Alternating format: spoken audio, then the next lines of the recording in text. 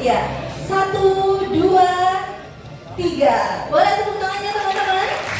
Terima kasih. Pemotongan pertama ini akan diberikan kepada Ketua Majelis Wali Amanat. Potongan kedua ini ya dipotong langsung oleh Rektor Universitas Hasanuddin. Sekali lagi bahwa nasi yang bisa kita lihat bersama merupakan songkol mandoti yang merupakan hidangan khas Kabupaten Nrekang.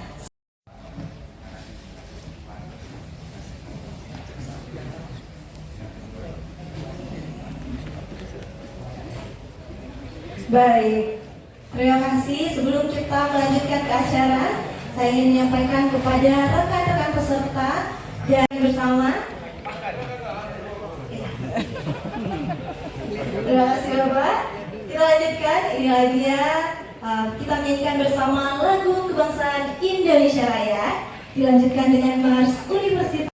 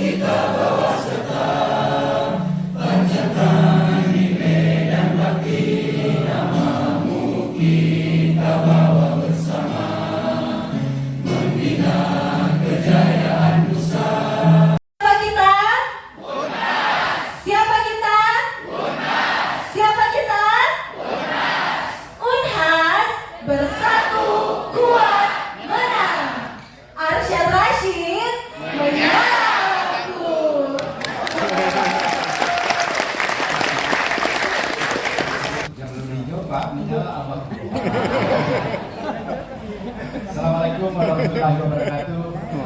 Selamat siang, salam sejahtera buat kita semua. Alhamdulillahirabbil alamin wassalatu wassalamu ala asyrofil anbiya'i wal mursalin sayyidina Muhammad wa ala alihi washabihi ajmain.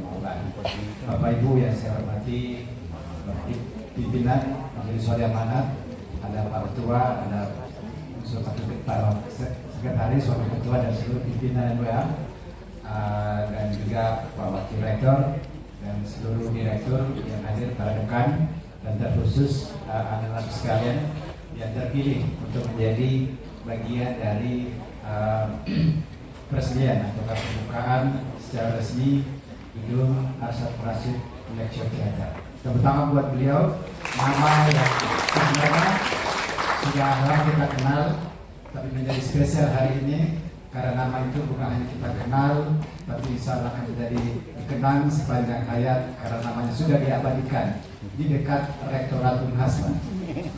Saya pernah bercita-cita mudah-mudahan suatu saat nama saya yang diabadikan di sini. Tapi takdir berkata lain, nama Pak Arsyad Rashid rupanya lebih menyala daripada yang lain.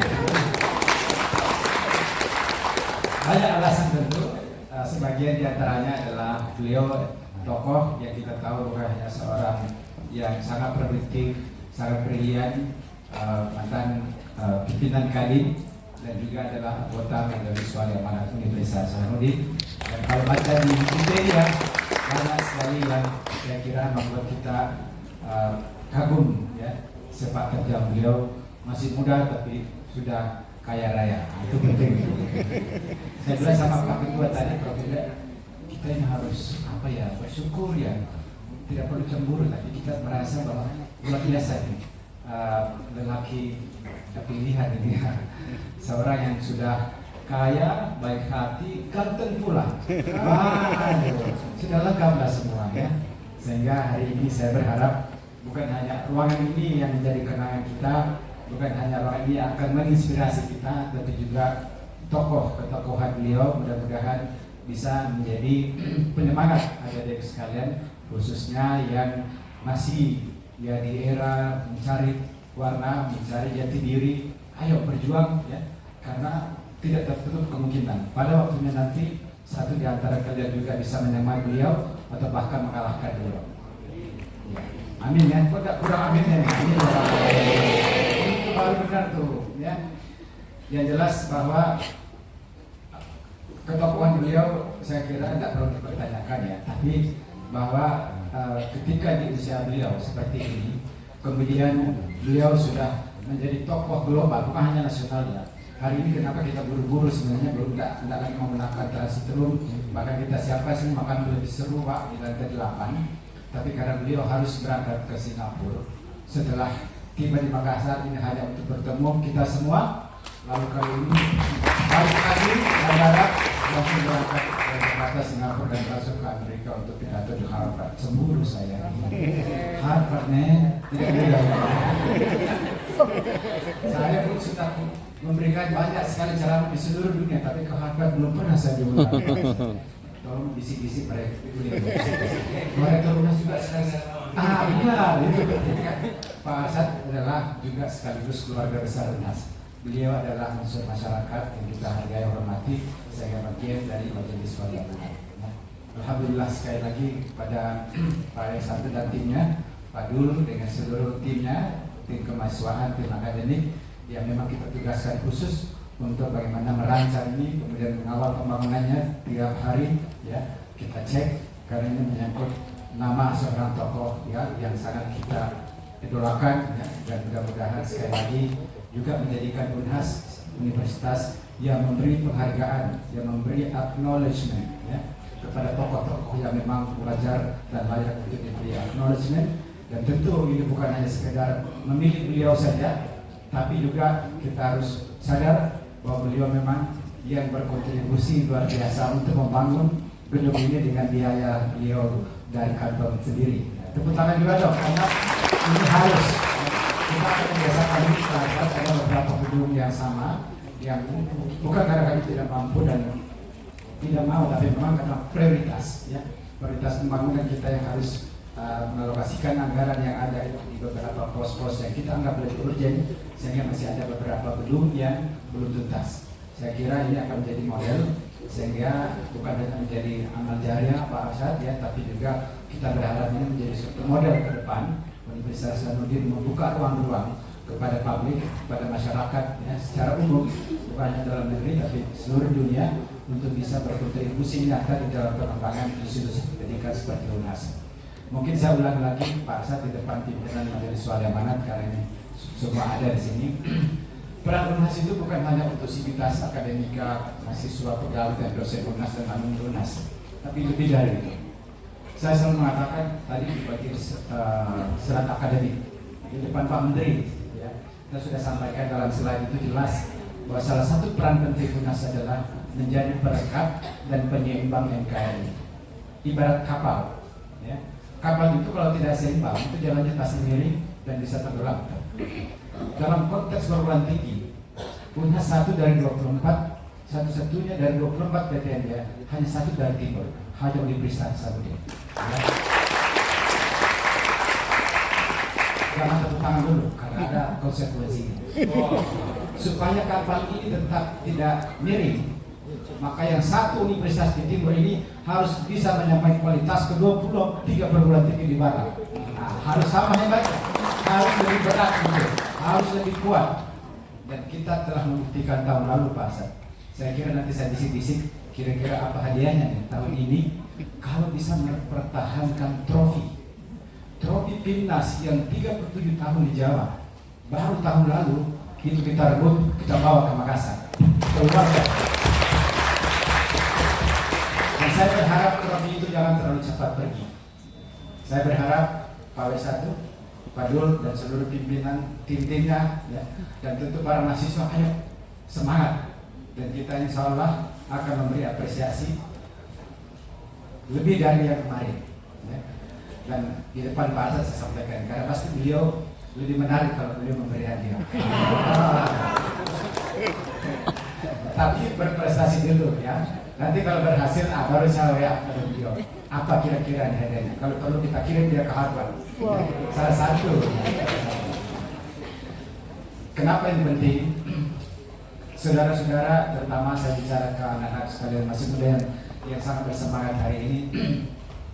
Di era global sebenarnya tidak perlu takut. Di era persaingan global yang takut itu adalah yang tidak mampu.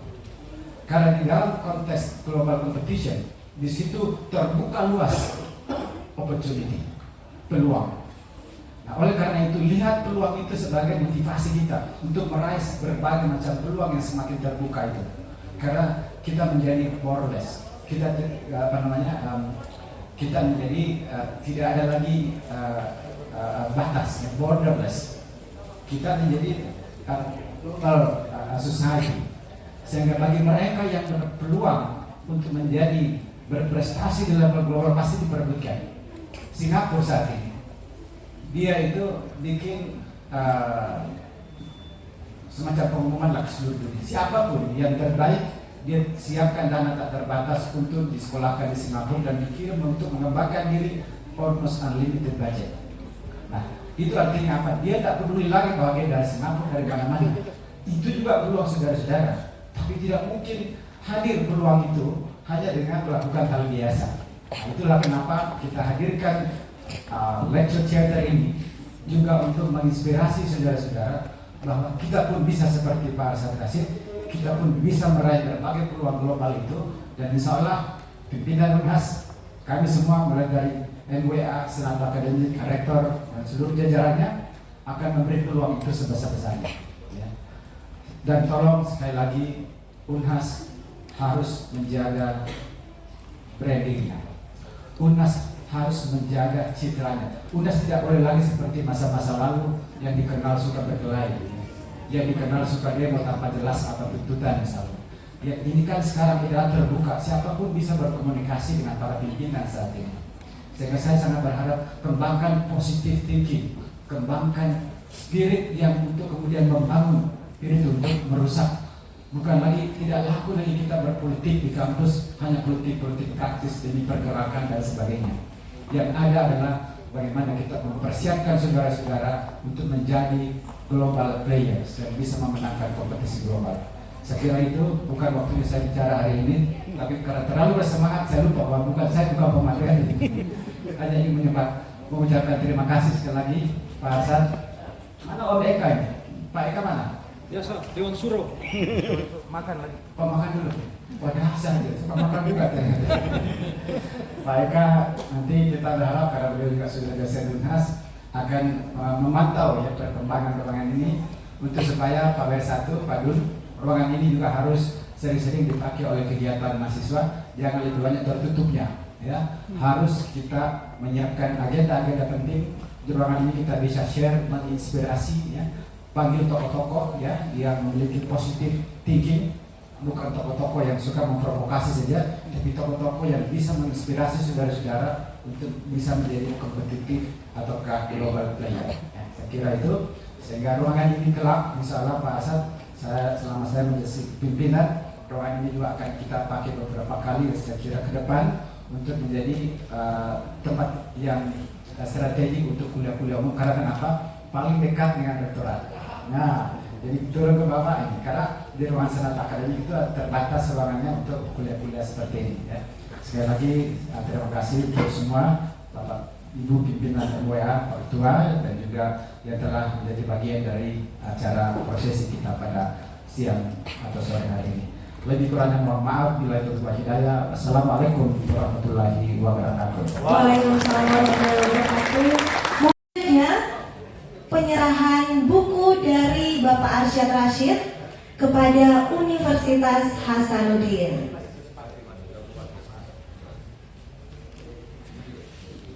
Perlu saya sampaikan bahwa buku yang akan diserahkan oleh Bapak Arsyad Rashid ini bisa rekan-rekan mahasiswa akses di Perpustakaan Pusat Universitas Hasanuddin.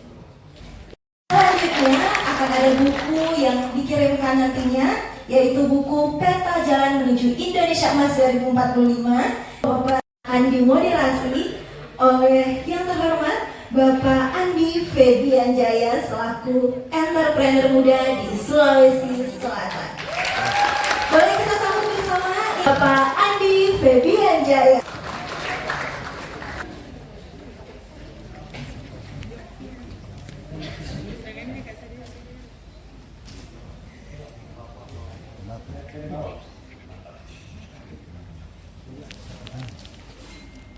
Oke, Bismillahirrahmanirrahim. Assalamualaikum warahmatullahi wabarakatuh. Selamat siang, agak kali buat teman-teman. Harus ini kan anak muda jadi lebih semangat lagi dong. Assalamualaikum warahmatullahi wabarakatuh. Oke, perkenalkan saya Andi Febian Jaya, saya founder dari Yapai, Roti Bakar nomor 1, akan memandu acara hari ini dan sebuah kebanggaan, kehormatan dikasih kesempatan untuk bisa sepanggung dengan Bapak Arsyad Rashid. Singkat cerita dulu kemarin adalah berbicara kesempatan, jadi awalnya itu saya dikasih untuk kesempatan sebagai KOL untuk kegiatan ini. Kemudian, H-1 dari kegiatan ini, tim saya diajak meeting dengan timnya Bapak. Di acara itu, tim saya diajak meeting untuk bagaimana briefing kegiatan hari ini. Setelah saya ketemu dengan timnya Bapak, ternyata bukan diajak sebagai KOL, tapi dikasih kesempatan untuk sepanggung sama Bapak. Masya Allah. Artinya apa teman-teman? Saya akan selalu bilang sama adik-adik atau anak muda, teman-teman, yang bisa kita lakukan adalah do the best, lakukan yang terbaik. Kesempatan itu tidak bisa kita tahu kapan datangnya. Alhamdulillah kemarin saya dikasih kesempatan dan kebetulan saya followers Bapak, saya follow dari 3 tahun kemarin. Dan senang sekali ketika dikasih kesempatan, saya tidak akan bilang tidak, saya sangat mau. Oke, jadi siang ini tanpa membuang waktu, marilah kita untuk mendengar kisah inspiratif dari Tope yang sangat luar biasa. Mari kita nasihat asik. Teman-teman, sayang sekali bisa ketemu di ruangan ini. Saya yakin teman-teman semua di sini ada yang calon pengusaha, ada teman-teman yang ingin menjadi pengusaha sukses seperti Bapak di depan sini. Dan sebentar harapannya saya dari kegiatan ini, saya harap teman-teman untuk aktif, bukan cuma saya dulu tanya. Jadi saya harap untuk teman-teman semua lebih sering untuk terlibat kegiatan ini, Pak. Jadi kalau ceritanya sedikit ini, Pak, di Sulawesi Selatan itu DNA-nya kita kebanyakan pedagang, Pak, dagang. Jadi cuma mungkin di Sulawesi Selatan ini, terutama di Makassar, Pak, kita banyak sekali anak muda yang betul-betul mau berbisnis, tapi tidak sedikit yang punya kisah yang cepat gulung tikar. Jadi mungkin sebentar kita bisa sharing. Tapi sebelumnya Pak, selamat datang di Makassar. Jadi mungkin bisa disapa dulu Pak teman-teman di sini.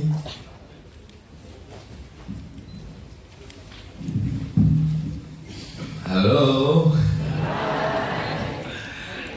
Assalamualaikum warahmatullahi wabarakatuh. Salam sejahtera untuk kita semuanya. Salam juga pemuda ini. Salam kebajikan. Boleh saya nyapa dulu ya kepada Bapak Rektor,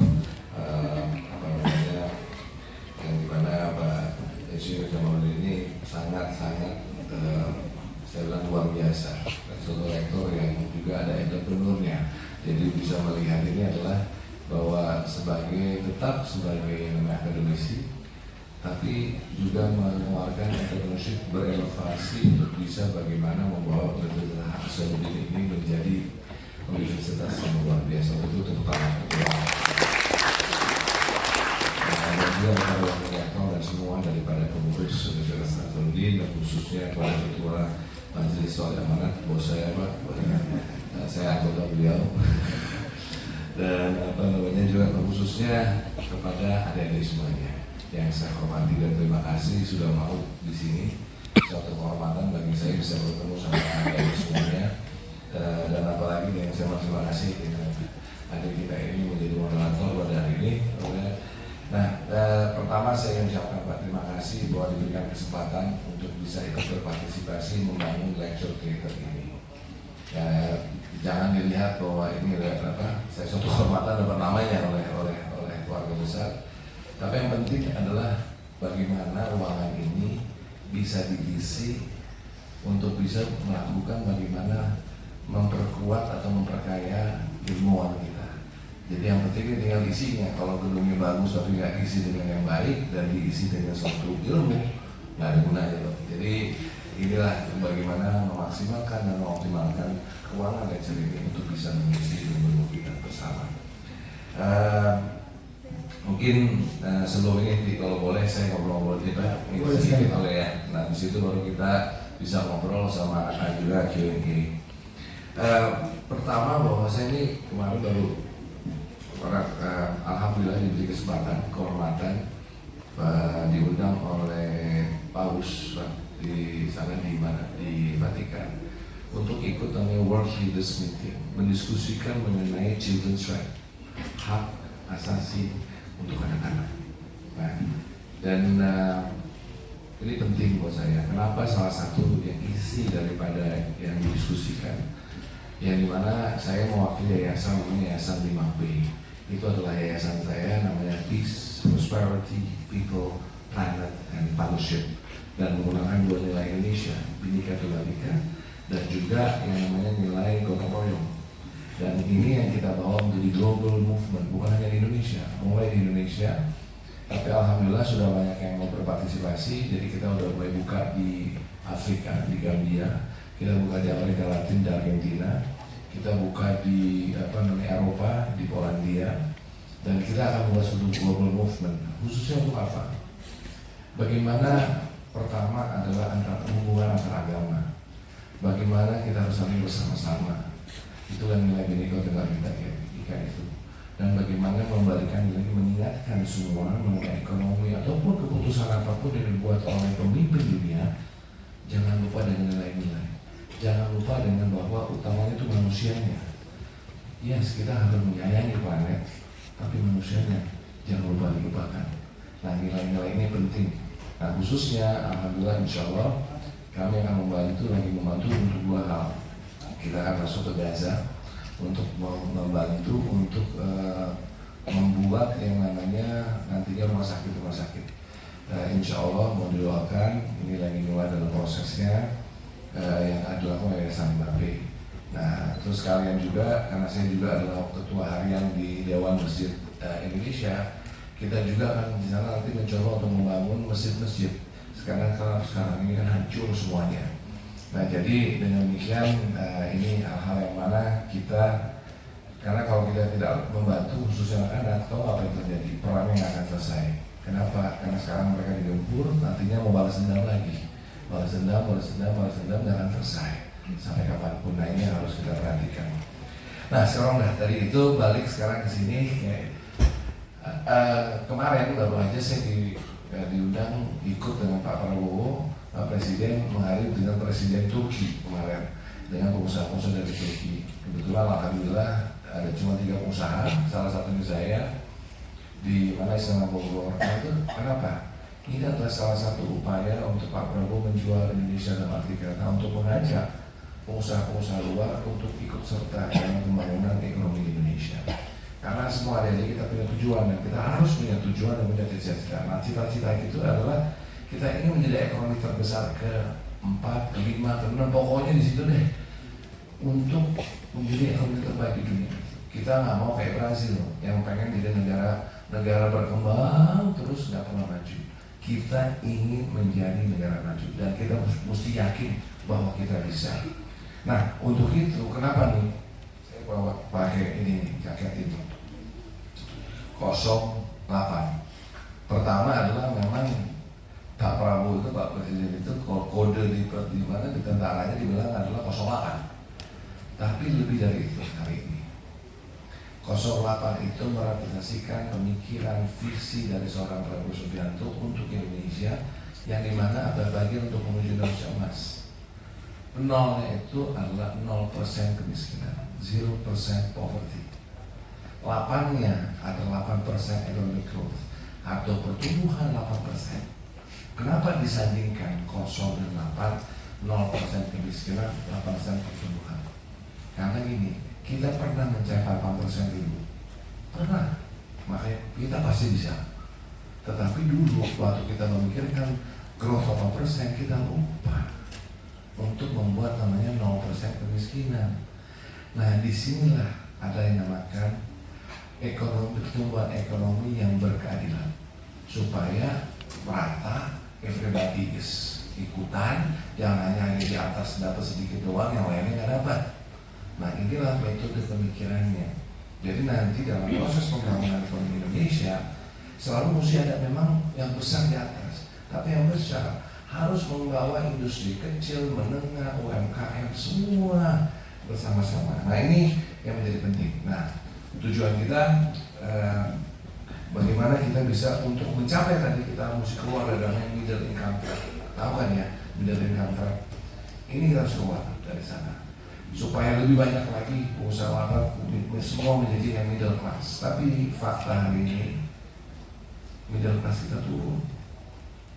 Fakta. Nah ini kita harus kembalikan kembali. Kita harus bisa. Yang bisa siapa? Adik-adik semua. Kenapa? Adik-adik ini direlakan bonus demografi. Inilah bonus Indonesia, adik-adik semua. Ini adalah kekayaan Indonesia. Indonesia punya kekayaan alam, Indonesia punya kekayaan manusia. Adik-adik adalah bonus demografinya. Tapi kalau nggak dilakukan dengan baik, nanti sulit. Nah, salah satu sebelum nanti kita ngomong langsung ini adalah bagaimana tujuan kita itu ingin memanage bonus demografi ini. Nah, sebetulnya kadang-kadang orang bilang ini ngapain sih Pak Prabowo bikin namanya makanan bergizi gratis. Gizi bergratisnya itu sebetulnya bentuknya jauh nih. Kalau bicara 0 dan 8, bicara tadi kemiskinan, berarti kita bicara kesejahteraan untuk bangsa. Pertama manusianya. Nah, yang pertama adalah mulai dari lahir manusianya mesti sehat.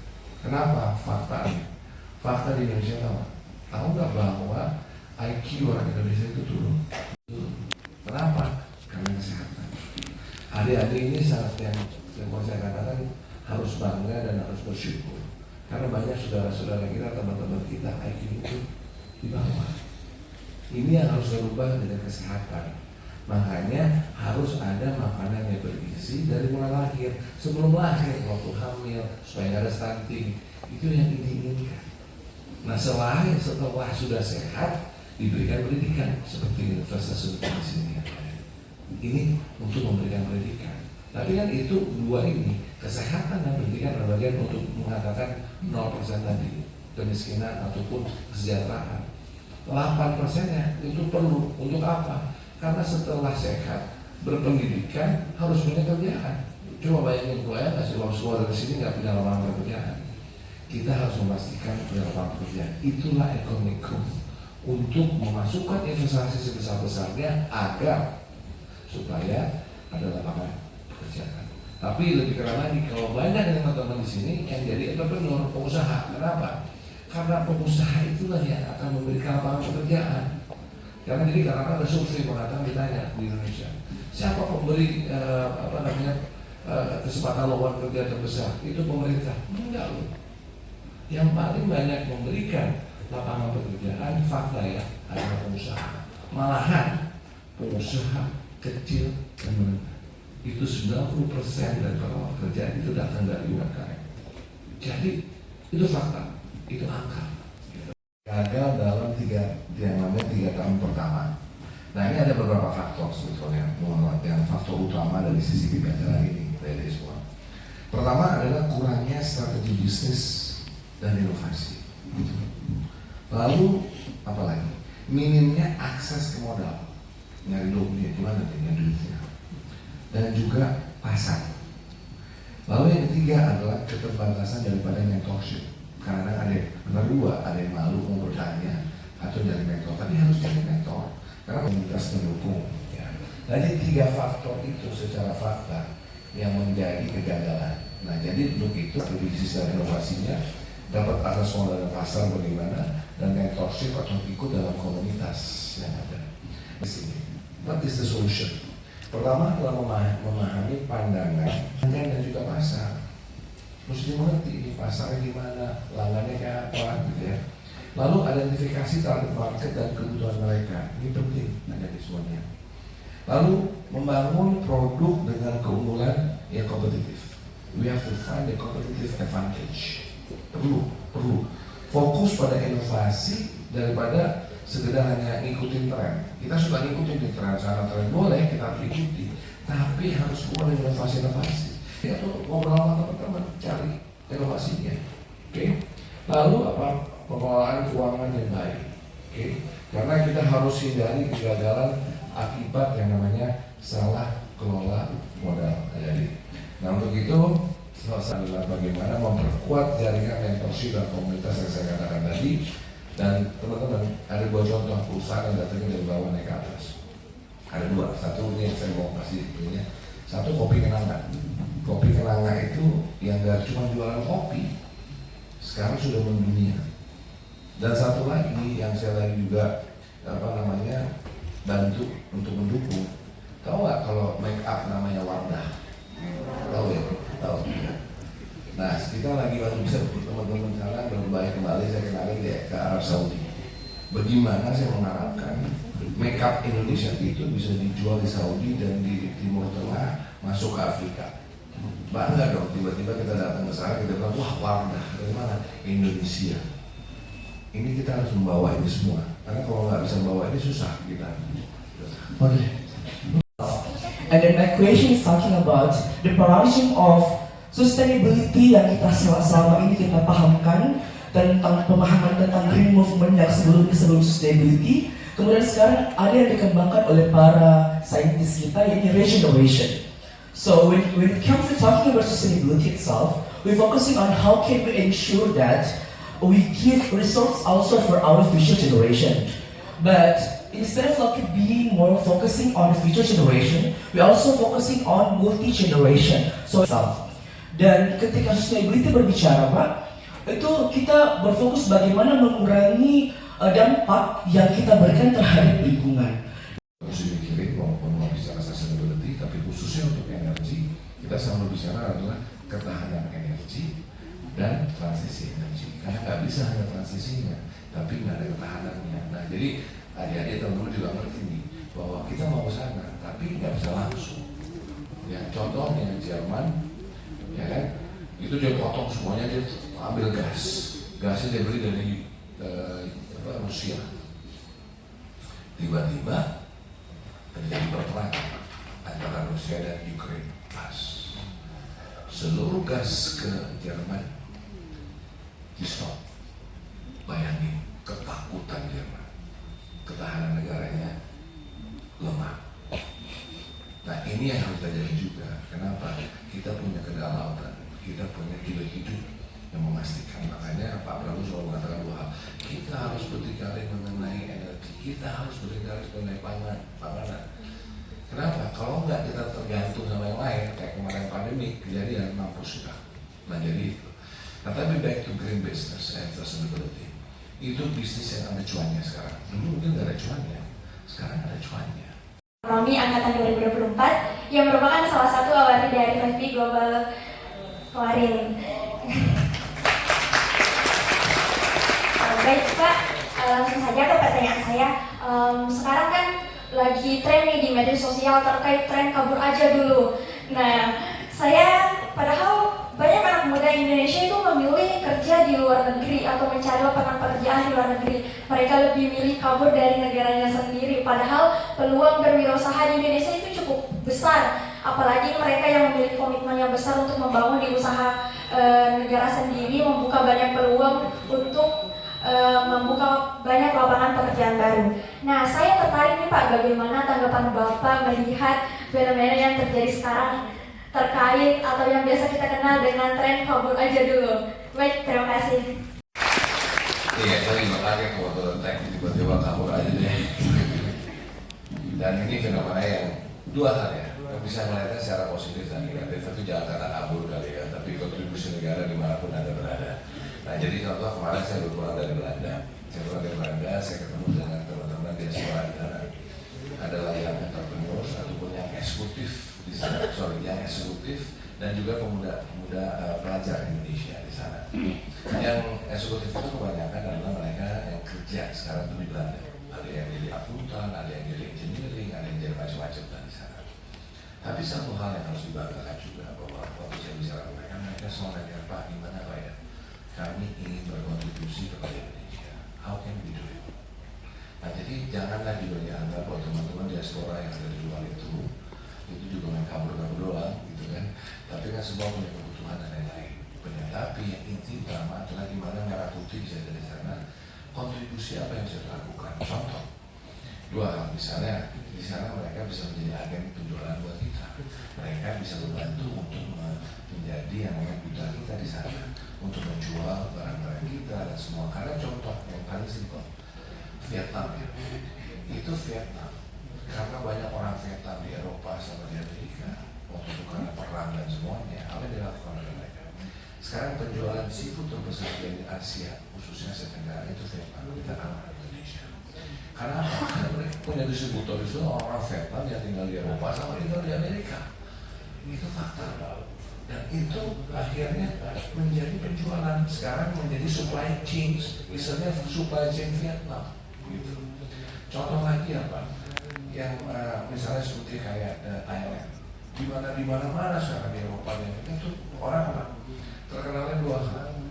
Satu adalah makanan Thailand, banyak restoran Thailand di sana. Jadi orang-orang itu tahu makanan Thailand. Tapi tahu kalau nggak tahu Thailand, akhirnya apa? Jumlah turis terbesar di Asia Tenggara itu Thailand. Kenapa? Karena knowing what is that. Nah, di sini begini, bukan saya mengatakan teman-teman kamu silakan gitu, bukan. Bahwa setiap orang punya proses kehidupan masing-masing. Tapi kalau bisa ya, kalau ada di Indonesia kesempatan pekerjaan dan semua ini yang harus terjaga. Makanya bagian dari persoalan 8% itu bagaimana mencari investasi masuk. Karena fakta yang ada memang faktanya gini loh. Pertama, buat semua resah. Kenapa resah? Ini fakta. Kita harus sadari bahwa lapangan pekerjaan ini kurang. Dan mungkin sangat tadi dengan saya misalnya seorang data scientist ya atau apa, pekerjaannya nggak ada mungkin misalnya, tapi di luar pekerjaannya banyak. Nah jadi memang itu ada fenomena. Tapi inilah makanya tugas kita sebagai pengusaha dan pemerintah untuk menyiapkan lapangan pekerjaan. Tapi di sisi lain nggak apa juga sih kalau dapat yang bagus-bagus posisi imagine, tahu apa saya orang India. Sekarang most of the executive di global itu orang India. Google orang India, Microsoft orang India. A lot of Indians di mana all over. Akhirnya apa? Banyak investasi dari semua ini masuk ke India. Nah jadi ada bagus-bagus juga kalau teman-teman memang bisa menjadi eksekutif CEO di global di mana-mana, tapi tetap asalkan ingat nama Indonesia, bawa uang itu ke Indonesia atau bekerja sama dengan Indonesia, itu bisa luar biasa juga. Nah jadi ada sisi positif dan sisi negatifnya, tapi jangan kabur. Oke, gitu. Dalam suku tersebut, beberapa dari mereka tidak mempunyai berbahasa fasih Indonesia. Yang kedua adalah suku Mentawai dari Sumatera Barat. Lantas dari kultur atau budaya tersebut dalam ekonomi pekerjaan, contohnya dan lowongan pekerjaan tersebut mempunyai regulasi tersendiri seperti fasih berbahasa Indonesia. Contohnya good looking, mungkin ada beberapa perusahaan begitu, dan juga mempunyai pakaian yang rapi. Lantas dari beberapa suku tersebut, lantas bagaimana pandangan Bapak dan upaya pemerintah sepatutnya terhadap kultur-kultur atau budaya yang dibawa dari dulu sampai sekarang yang tidak mengikuti perkembangan zaman, itu bersifat sentralistik terhadap kota-kota saja begitu, tidak terhadap budaya-budaya yang bisa dibilang terpinggirkan. Mungkin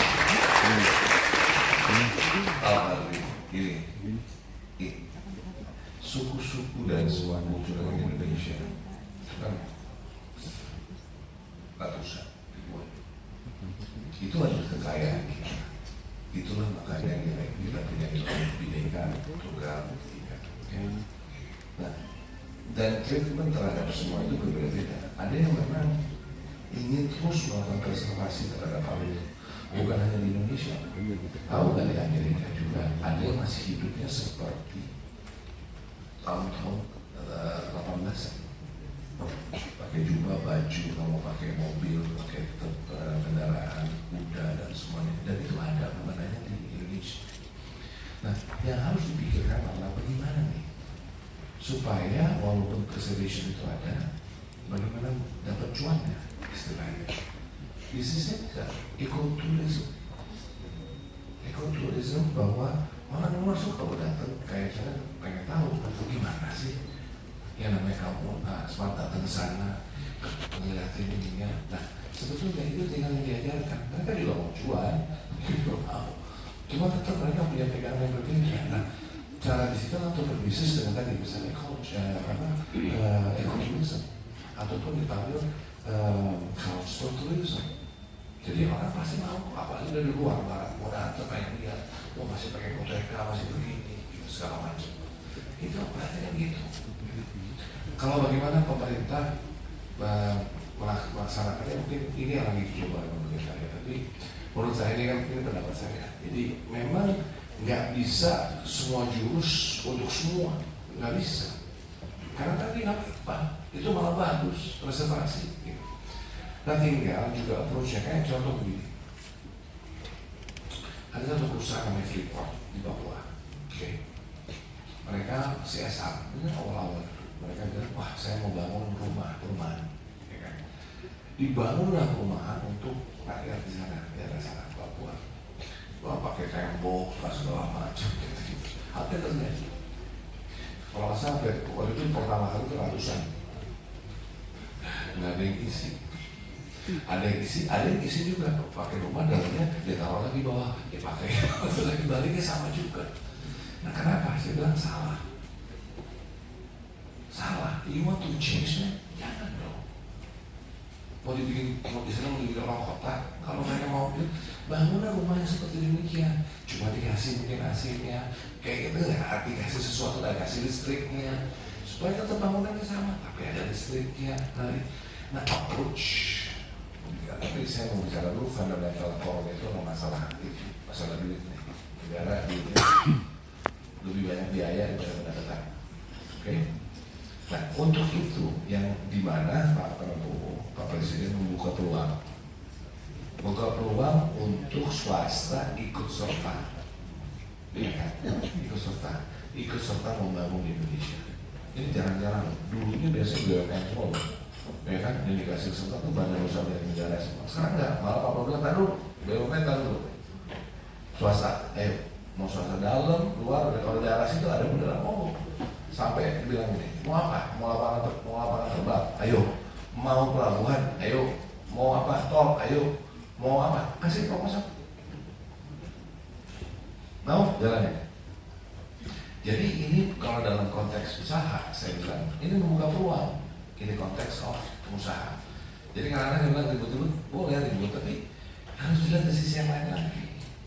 Karena tadi yang membeli lapangan pekerjaan bukan pemerintah loh, itu pengusaha loh. Kasih kesempatan pengusaha untuk berusaha untuk membuat lapangan pekerjaan. Jadi ada sisi dalam konteks bahwa ada anggaran yang terjadi, ada positifnya karena nggak bisa pemerintah itu sendirian, nggak bisa. So, untuk mencapai 8% ekonomi growth, kalau dari APBN bisa mencapai berapa ekonomi kita? Paling mentok 4%. Sisanya itu harus datang dari yang namanya investasi swasta. Fakta, this is fakta. Okay. Nah, makanya contohnya untuk pendidikan. Ini ada musiknya, makanya saya bilang tulis bahwa harus punya rektor yang juga inovatif. Salah satu contoh supaya nggak keluar biaya investasi di sini ada akselerasi apa tuh? Jadi ini adalah bagaimana mencari, mengalokasikan anggaran lainnya untuk yang lain. Baik kalau bisa semua capex yang di sini diminta sumbangan daripada orang-orang, nggak keluar biaya, it's good, ya kan? Tapi si universitasnya tetap mendapatkan yang namanya gedungnya. Nah ini juga beasiswa, ini yang harus diajak. Saya bilang kenapa? Kebayang sih sedikit lah apa namanya beasiswa. Kalau setiap orang yang punya bantu satu anak aja, yang udah maju jangan lupa bantu.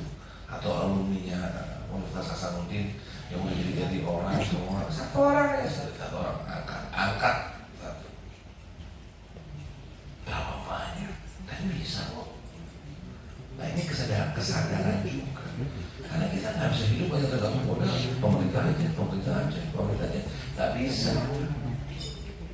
Di sini memang keadaan kita nggak cukup berat keadaan kita. Itu dia yang ini dari adik Ini dari 5P. Baik, tadi sempat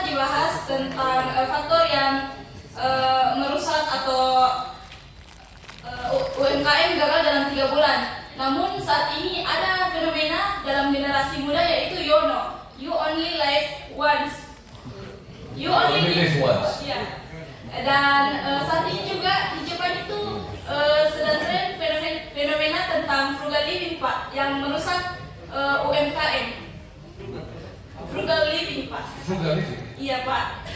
Bagaimana pandangan Bapak tentang budaya hidup frugal living yang merusak UMKM, Pak?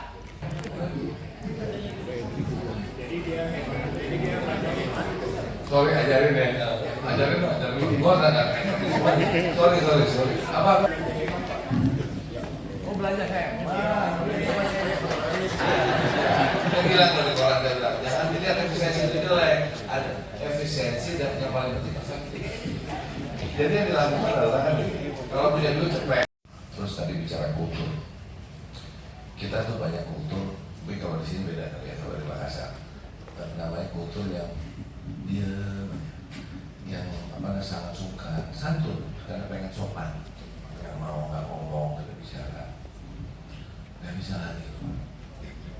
Maksudnya Anda harus berbicara, walaupun harus santun. Saya tidak mengatakan harus santun, tapi sekarang kalau nggak bisa jualan, nggak bisa ngomong, nggak bisa itu, susah, bisa kalah orang India.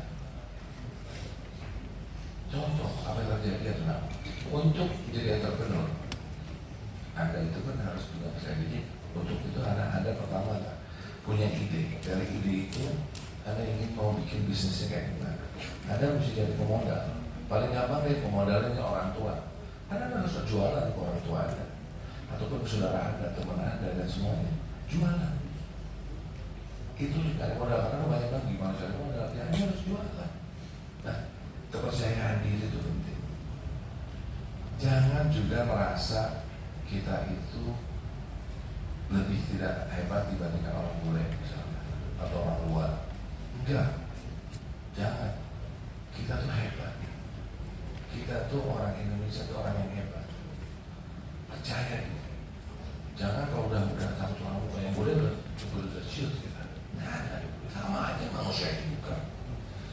Ini penting. Jangan feel inferior. No. We are superior. Kita negara yang kaya, kita punya semuanya, bangga menjadi bangsa Indonesia, generasi muda Indonesia. Kasih lihat pada semua orang di luar, we can do it. We can make 2045 as Indonesia. Itu ada di semua. It's not me. Kita yang di sini hanya menyiapkan perangkat menuju sana. Jadi percaya diri, yakin kita bisa.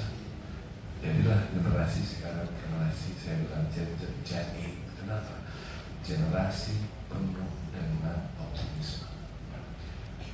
Bahwa tantangan, yes, kesulitan itu tantangan. But we can overcome apapun tantangan yang ada. Percaya itu. Nah, dari itu, bila generation jadi generasi yang optimis, agar supaya kita mempunyai energi positif untuk diri kita sendiri, untuk keluarga, dan untuk bangsa Indonesia. Ya, deh, setuju nggak? Aduh, masalah. Mesti optimis dong. Optimis nggak? Iya, walaupun banyak masalah. Saya sih lihat kurang lebih akan ada 10 pemenang yang akan mendapatkan hadiah langsung dari Bapak Arsyad Rashid. Nanti akan dihubungi panitianya teman-teman menang di video kompetisi. Pak, makasih banyak Pak.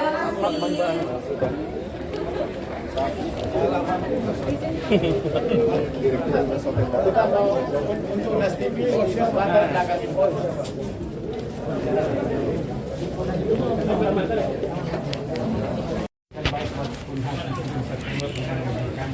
kerelaan menggunakan nama beliau karena ini perasaannya barangkali dia merasa terpaksa bagi saya paksa dia silakan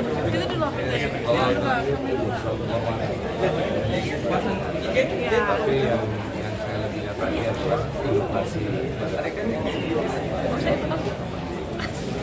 Ini adalah bagian daripada bagaimana bisa serta membangun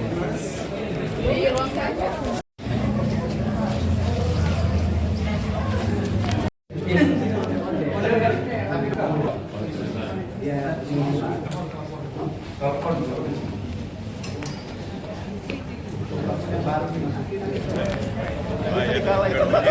Lewat lagi tuh.